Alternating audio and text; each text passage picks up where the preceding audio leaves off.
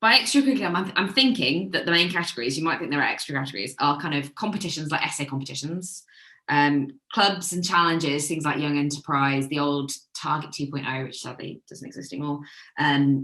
Also trips and speakers. So speakers, if you're in a state school, Speakers for Schools can be a good one. I think Rob mentioned that earlier, actually. Speakers for Schools is like has like free that you can get speakers in for free. I don't think you can use that if you're an independent school, but often the people who are willing to speak to state schools are often also willing to speak to secondary schools. Pete, so you're saying S for S is excellent. Have you had any experience with it? You can type over it because I think you're normally dealing with kids about now, so we'll wait a minute. Okay. Does anyone else have any experience with Speakers for Schools? I think just because, I'm not in a state school, I'm in an international school as well. But the parent community is very good. So I'm in Brussels, so there's a lot of parents who are working at the EU Commission or working in various industries as well. So I think trying to tap into them. And I think at the moment, so we're at school partly, it's complicated. But yeah, I saw it was actually in the geography department. They had a lot of, they were doing a project on the Amazon, but they had all these amazing guest speakers coming through on the Teams meeting and chatting with the students, and the students were asking them questions. So I think that actually one of the things we was kind of learning so much about being online is that it's going to be easier to have speakers because someone doesn't have to give up their whole afternoon to come to school and go through security and come to your classroom, because they could just join for 20 minutes and tell them about something. So I think in my situation, I'd like to tap into the parent community a little bit more, but I know that that's a bit of a unique situation. Well, I mean, there are likely to be interesting people in lots of circumstances. I think one of the things is knowing what your parents do. Mm-hmm. And how that information is collected by the school or whatever, because it's great if they're willing to say, hey, I'm willing to speak, but actually lots of people who have what we would consider very interesting, experience don't always think that they're particularly interesting, or they don't want to say, hey, I'll talk to you about my job, because they're worried that we'll think, yeah, but your job's boring. So I guess the longer you've maybe been at a school as well, you might know more about certain parents, and I guess as well, like in an international school, often a lot of teachers are also parents themselves, so then they meet. You kind of. I'm hoping the longer that I'm there, I'll kind of find out a few more contacts. Get the gist. And on a similar note, Sarah said alumni of students. Will isn't here, but he often interviews his ex-students, and that's really interesting on Econ and Me podcast. But yeah, that's a really good shout, kind of alumni of students. And actually, they don't necessarily need to be in jobs. It can be, their experience of economics at university or whatever. IEA student conferences can have some good student lineups. I agree. Are there any other kind of online kind of similar to the IEA, because they did theirs online last year? Someone did an online conference last year for students, but Success at Schools is really good for careers stuff. Then they do all free stuff. So they've got loads going on this week, obviously, because it's Careers Week. They've got kind of spotlight into careers as an economist, as a data analyst, loads of kind of free resources. We all like a free resource, don't we? And then they've done something called Creative Careers Week as well. So loads of kind of really interesting little videos that are only 5-10 minutes long. And they've even given you kind of little starter questions that you can use to help out with generating discussion. And that's all free. That's interesting. Sarah Jones?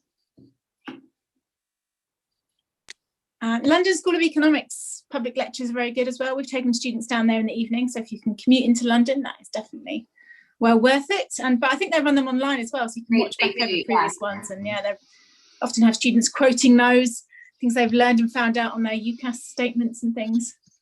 I think it as well as this kind of builds on what Helen said, that actually those things are getting more and more like you will be able to do everything online, so they really need to trace down to London. Ben? Most university economics departments, just getting in touch with them. They often have sort of student outreach programs. I've had success with a few around here where they'll send students in to talk about the economics course or to deliver something that they're studying. So actually it's often worth just getting in touch with the sort of local head of faculty.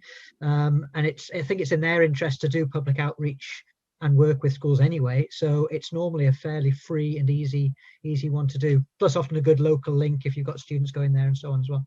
Yeah, the Bristol Economic Society are actively trying to get more. So it's like the student-run thing. They have a speaker, like I think once every 2 weeks or something. But they're trying to get more students to come, more A-level students to come to their lectures in the evening. They often have quite good guest speakers. I think there's a link on the signposting bit of Economics because it's quite difficult to find the information because if they do it all via Facebook, so it was quite difficult to find the links that don't go through Facebook. Certainly, I've had that with York as well, and York Uni do a good public lectures program. So again, available to all. So we've taken kids to that. They've had some good speakers in the past, and again, they're quite happy to send students or ambassadors out to you as well. So it's well worth a sort of an email or two to get in touch with their sort of outreach program.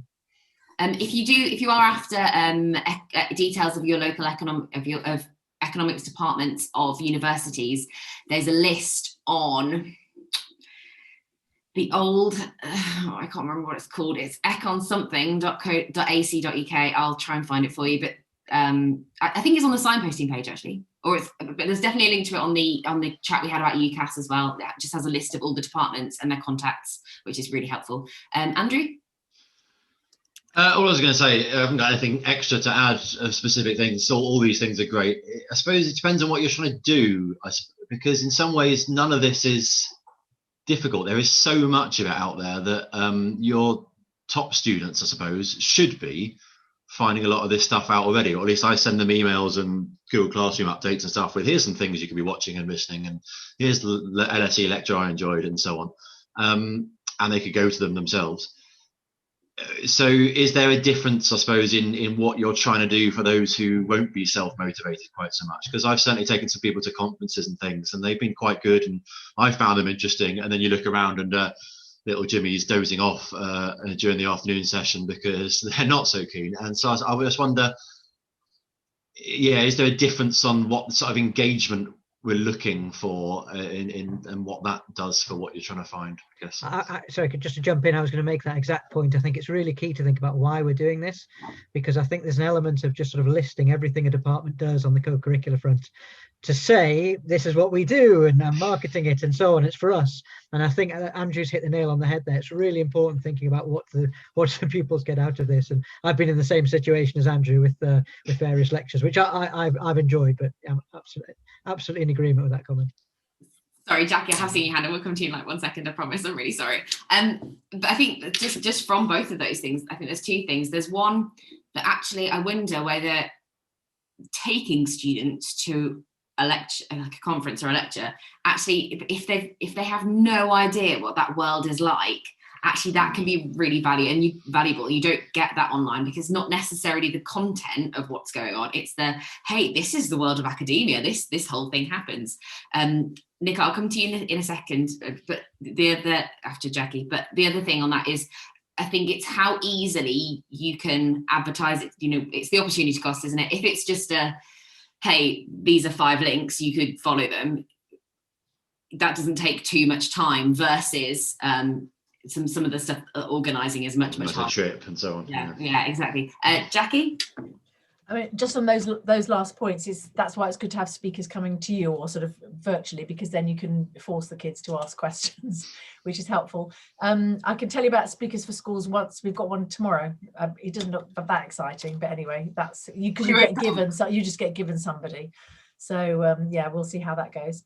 But the other thing I was going to say, Bank of England. So we've had them from London, but also I recently contacted our local agent, so the Bristol agent, if you mentioned Bristol, if you're near Bristol, and she was lovely actually, and did an online Zoom call, and then kids were meant to ask questions and did ask a few luckily, but she was very interesting, which is more about her career path, but she's like the local agent for the Southwest, I think. Mm-hmm. So that was a good option. That sounds good. Nicola, sorry, what were you going to say? you've put yourself back on mute again. Here we are. Okay, so I have a bit of a scattergun approach, and I just email everybody I can ever think of, and that's how I've got Dr. Davies from the Institute of Economic Affairs. He's really happy. We're in Manchester and he lives down the road, so he'll come to us anyway, but he's really happy to do online stuff. He's just done an hour on the economics of football for us, which the students will find really interesting. I've run Target 2.0 myself as well for local skills, and that was just fab, the doddle, and went really well.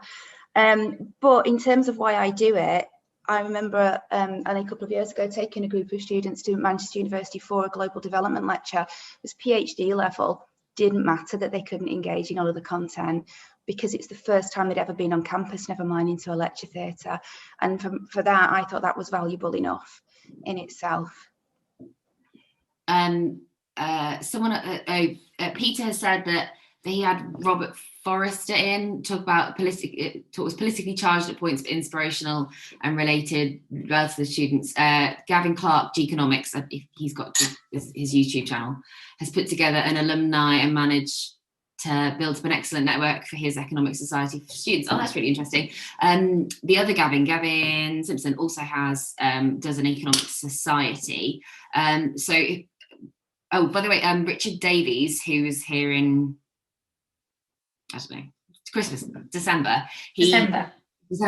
Thank you. He was very keen to, I'm not going to say keen, but he would welcome opportunities to speak in schools, and I think he said he had a bit of a budget for that as well. But particularly now it's online. But he's a really interesting chap.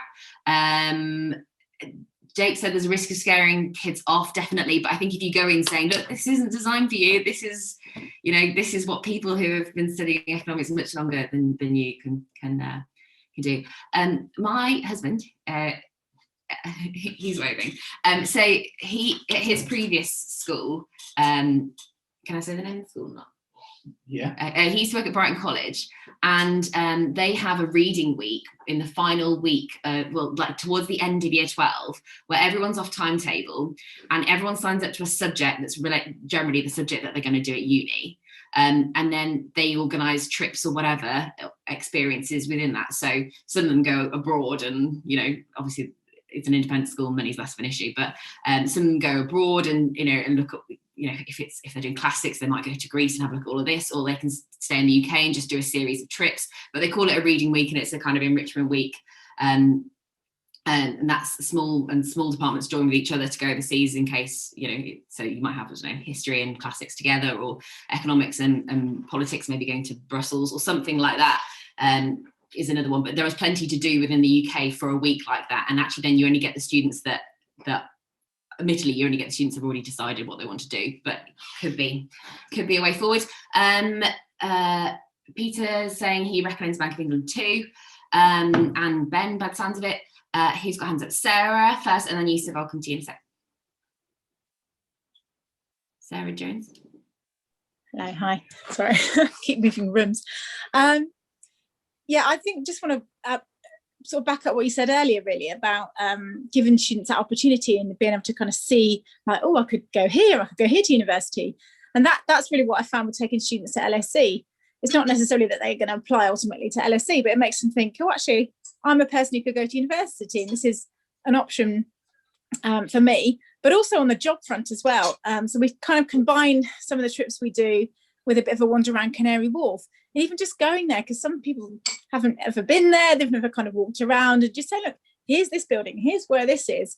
And then I've had students then apply to their apprenticeship schemes afterwards, and then they're messaging me saying, I'm working in Canary Wharf in that building we walked past on that trip now. And it's just bringing it to life. And I think that's really why getting out there, we don't want to sort of ever lose that, really, because I think that's so important in opening students' eyes and giving them that opportunity. Always had kind of on that. I've always, sorry, Yusuf, I will come to you, I promise. I'll get my husband to remind me if I forget. I've always wondered about maybe doing, like, I know it sounds a bit like flash over substance, but actually whether it'd be really useful to kind of go on a bit of an economic scavenger hunt, like around, like just in like the local town that you live in. Can you find an example where there's some market failure and what's being done about it? And just kind of, I think someone used a really good phrase. Someone said, it might have been Manish, it said, like heads up economics, like just looking around you and trying to look for stuff. So I wonder whether that would be quite a low effort and low cost, but just saying, hey, look, there's 2 coffee shops that are opposite each other in the street. Why is that? That's weird. How do they manage that? And those kinds of questions, I don't know, might be useful. Jake's asked for one trip, if you could have one trip. Yeah, I know. I'm asking. He's reminded me to talk to Yusuf. If you've got one trip that you recommend, then please, if you could pop that in the comments, that'd be great. Go on, Yusuf, before my husband shouts at me. Yeah, you see, I first of all, I really echo what Sarah just said. Well, as ever, but no, I thought particularly on that kind of cultural capital side. So I mean, I teach in a school which is like 85% free school meals. So I suppose it's probably particularly relevant, but I think it's just so important. Like, and the big 4 accounting firms, they do a lot. We've been to quite a few of them, particularly in Canadian Wharf, like employability skills and things, which are great. I mean, the actual sessions aren't always the best because they're a bit of a corporate PR push for them. But I think it's more just the exposure of being there is so useful. The only note of caution I would give, so I've done a few IEA lectures and things like that, but I think some of them can be quite politically biased. So for example, I remember doing a few, particularly on things like austerity, and they were very, very anti-conservative, which is an interesting perspective. But I think so much of, particularly kind of popular economics, is so left-wing that I think we do need to be a bit careful to give a kind of balanced view for kids, so that if it is just going to be some kind of like left-wing polemic, just to make sure that we try and balance it out. Either we try and show them an alternative view, just to make sure, we don't just become propagandists sometimes. I think sometimes it can help if you say to start with, right, you're about to hear one side. Can you think of any? But you do have to preface it to be a bit careful. Just opening up to other things. So I had a bit of a hunt over the weekend for essay competitions, and I found 17 competitions that are most of the best. I think about 14 competitions about essay competitions, and then like Discovery Economics is running, I can't remember what, it's like a video. I think it's like a video competition, and there's also there's a kind of, I think there's one with the FT that's like about journalism as well. But if you go on the Econosaurus website, and then there's lots of tags at the top. If you click competitions, there's like a whole list of them. There's lots of essay competitions, and I think you kind of have to pick and choose a bit. But there's one of them which I can't remember which one it is now. That the school gets a prize for the most submissions, and it looks like the same school has won that prize for like the last 3 years. But hey, it's money for your department if you can get those submissions. TTTU's also sponsored a competition. I can't remember who with. University of Durham. Durham University, yeah, and so that could get you some vouchers as well. So there's another which I thought that had closed. Which one's that? Is that might be the Discovery Economics one? I can't remember, but it has the kind of closing dates and opening dates. But it seems to be that lots either open in September, open in January, or open in like June. So you do have to kind of have a bit of a kind of hunt round. But they are really generally for the top end. But it's quite nice to read the essay sometimes as well. I think we've got a bit of a sort of confusion in the chat talking about essay competitions that are closed and the metal exchange. I think the FT one you mentioned, I think the deadline's been extended. It was 26th of Feb. It was just recently, and I think it's been extended to middle of March. So it's worth checking. I think one of my pupils spotted it actually, but they've got another fortnight, so worth checking out. That's interesting. I also know, just on the trip, so sorry, we'll finish in a minute and we'll move on to assessment. But I know that, I want to say the other Helen, I think it's the other Helen, had run a trip to like Uganda or something on an economics thing with loads of development stuff, which sounds like an absolute nightmare in terms of organisation, but apparently was very, very good. I'll see if I can track her down and ask her some questions about that. Anything else on any of that? Anything else? Any more? No? Okay, right. This is all where you turned up anyway. Oh, go on, Jake. Sorry. Might have been said, I wasn't sure. Next Gen Economist competition. That's the one that's with, which is that the one that's It's with the Home Office. It's the Foreign Office, and we're going to be entering our kids from it. And I'm kind of wondering, with these competitions, how much work you guys are putting in. So my line manager suggested we enter the kids for it, and then I thought there's no point entering them unless I give them loads of materials to prep, and then I'm like essentially just giving them half of what I would end up teaching them later on, and also we're entering some year 11s for it, so it's kind of nice to try and get them engaged, but I'm wondering how much work you guys would you say, like, do one competition and do it really well and really scaffold them and support them in entering it, or just hand a link to the interested kids and don't waste too much time on it? What do people think on Jackie, you're nodding. Which of those options are you nodding at?